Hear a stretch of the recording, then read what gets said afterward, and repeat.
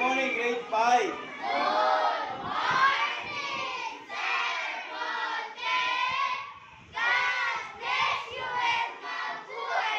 Okay, so today we study about addition of decimals. Example of addition of decimal is 8.4 minus 2.3. So these are the example of adding decimal. First, we add the 1 first. 4 plus 3 equals 7.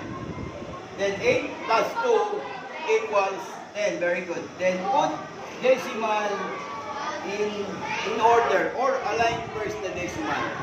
So these are another example of decimal.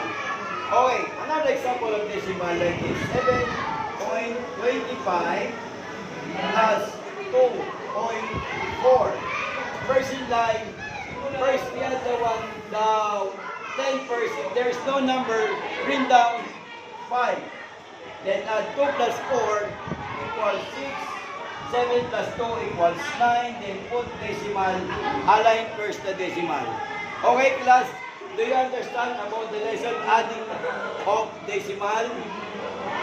Okay, thank you and goodbye to everyone. Thank you.